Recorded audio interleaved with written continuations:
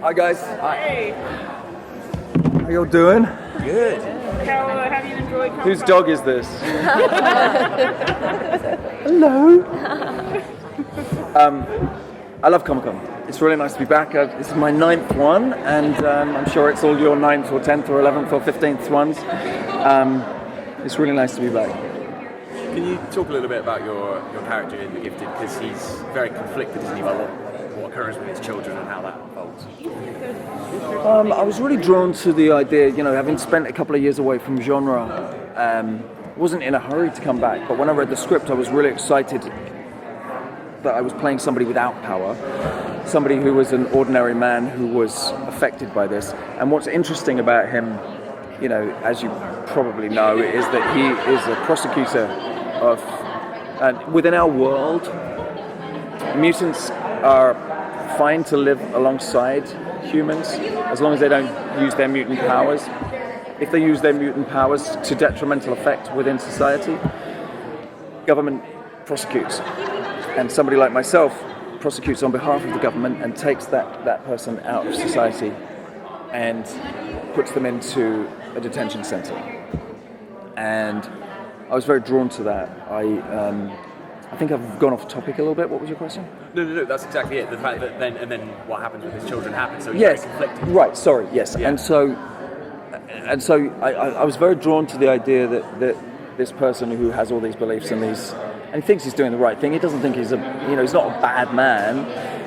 He's trained to be a lawyer. He's been doing this job for 20 years. He's doing, suddenly this happens to his son, and he has to turn his back on everything that he has and go on the run. And suddenly, from being in this beautiful house, beautiful car, beautiful children, private schools, blah blah blah blah, they're literally subterranean and living a really sort of hand-to-mouth existence. And I was really drawn to that idea and the parallels that obviously sit in our world with what's going on today, not just here but everywhere.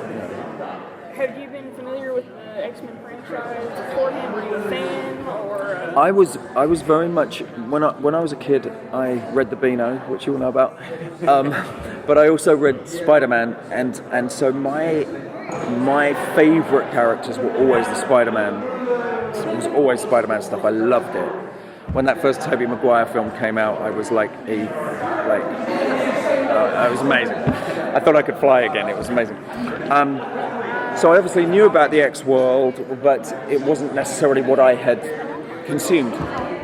I love the idea of otherness being championed and disenfranchised members of society who feel persecuted being able to fight back. There was an aspect of True Blood that was a lot about that as well. Obviously, metaphors of LGBTQ society being able, we even talked about characters coming out of the coffins, and I always really liked that, and any chance that we get in what we do, which is ultimately entertainment, to sort of scratch away at the surface of what's going on in the world, I think is a great thing. So if you had to list one thing or two things from the series that kind of motivates your character to get out of bed every day and keep going, what would they be? Wow. Well, I think before the incident happens, it would be believing that he is doing something that is helping his children live in a safe world. And then from the moment that these powers come to these kids and they are suddenly the hunted, I would say, his whole paradigm, there was a whole paradigm shift for him. It all changes and he has to go on the run. And at that point, it's about protection of the things that you love and holding the things that you love very close to you. And it's ultimately about family and protecting your family and going to the ground for what you believe in. This will be the last question. So with Bryan Singer being obviously such a veteran of the X-Men franchise, how was it having him come on to direct it? Amazing. I was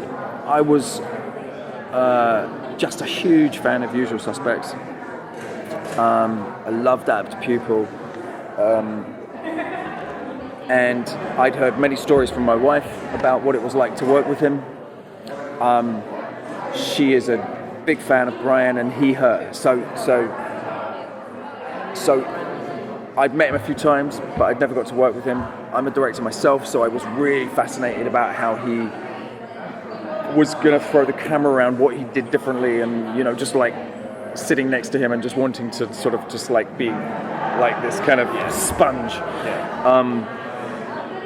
He also has this encyclopedic knowledge of the X universe, and so you can ask him anything.